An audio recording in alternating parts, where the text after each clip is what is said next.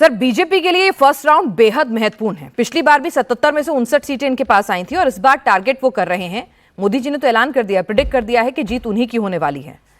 यहां पर swing vote जो है बड़ा रोल डिसाइडिंग फैक्टर हो सकता है। टेंशन हाई है आपके खेमे में? जी देखिए, मैं एक चीज आपको सबसे पहले बताने जा रहा है। इस बार नॉर्थ बंगाल में भारतीय जनता पार्टी को बहुत बुरे हाल होने जा रहा है। पहले देखिए, हम लोग तो कुचबिहार डिस्ट्रिक्ट को पहले हम लोग पूरा रेस्क्यू कर लिए हैं और रह गया जलपाईगुड़ी डिस्ट्रिक्ट और रह गया आपको अलीपुरद्वार डिस्ट्रिक्ट। ये दोनों में Bharatiya Janata party last time बहुत अच्छे नतीजा में पहुंचे थे, लेकिन धीरे धीरे वहां पर का बहुत सारे समस्याओं के चलते ज्यादा से आपको मालूम है टी गार्डन उस क्षेत्र में ज्यादा है।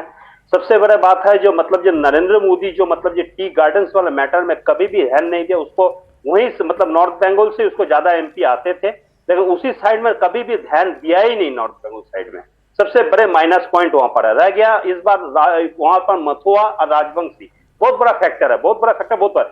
इस बार आपको मालूम है, जब तक इस बार एसआईआर का चलते राजवंशी संप्रदाय को सबसे ज्यादा वोटर लिस्ट से नाम काटा गया है, उसके बाद में मथुआ को। उसी एरिया में राजवंशी और मथुआ बहुत बड़े एक भूमिका निभाता है। जो आप सोचते हैं 2 से 18 लोकसभा में और 3 से 77 तक जो पहुंचाने वाला भारतीय जनता पार्टी को, तो यही महत्वपूर्ण भूमिका निभाए थे। लेकिन इन्हीं को साथ में खेल हो गया।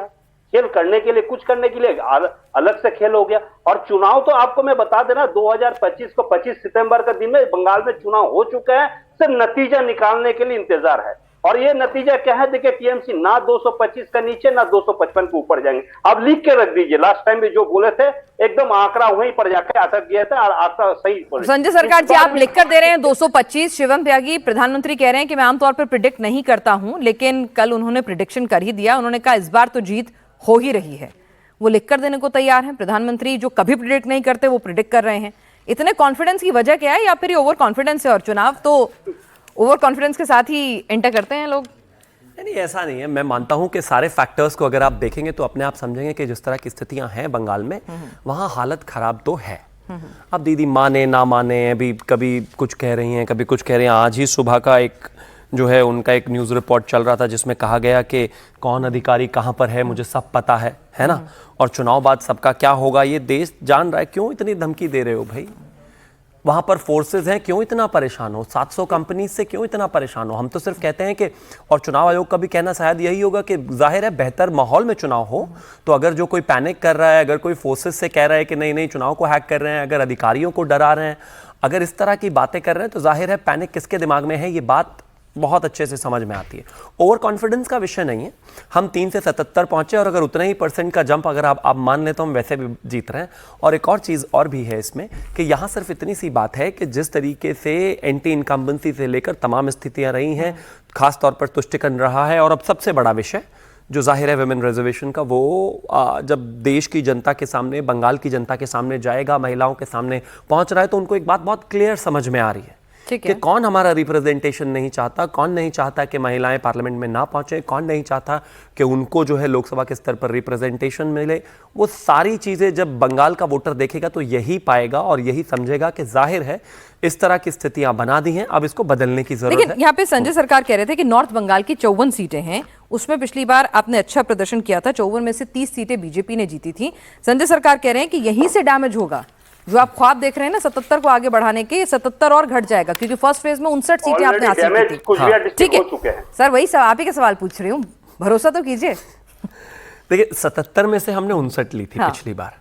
इस बार नतीजे जो हैं और भी ज्यादा चौंकाने वाले होंगे। मैं कहता हूं कि 65 से अबव अगर हम वहां ना लेकर आए फर्स्ट फेज में तो बताना। दूसरा एक और भी विषय है, मैं नॉर्थ साउथ, आप क्या कह रहे हैं 152 में से कितनी लेकर आएंगे आप? हम इस बार 152 में से, वैसे तो प्रेडिक्शन मैं भी नहीं करता, लेकिन इतना जरूर है कि कहीं ना कहीं जो स्थितियां, जो ग्राउंड पर दिखाई दे रहा है, जो माहौल और जो पैनिक और जो स्थितियां दिखाई दे रही है, उसको देखते हुए भारतीय जनता पार्टी अप्रोक्सीमेटली 120 से ऊपर ही ऊपर सीटें लेकर आ रही है। हाँ, इसके अलावा खासतौर पर अगर मैं बात करूं तो जिस तरह की स्थितियां बंगाल में वैसे भी बनी हुई हैं, आप भीड़ देखें, आप लोग देखें, आप रैली देखें, आप सर्ज देखें, आप मुद्दे देखें, और खासतौर पर पिछले कुछ समय से ऐसा बंगाल में हुआ भी है, चाहे वो आरजीकर का विषय रहा हो, चाहे उससे पहले संदेश खाली का विषय रहा हो, चाहे उनको लेकर ममता बनर्जी का एक स्टैंड रहा हो, वो हमेशा डाइल्यूटेड स्टैंड रहा है, चाहे खासतौर पर अगर हम बात करें तो तमाम त्योहारों को लेकर एक विषय बना कि ऐसा ही क्यों है कि हिंदुओं को ही सफर करना पड़ता है। ऐसी बहुत सारी चीजें हैं चुनाव में जो आने वाले समय में सामने दिखाई भी देंगी, और उससे भी इंपॉर्टेंट यह है कि जो टीएमसी है उसका पैनिक बताता है कि स्थिति भयावह तो है।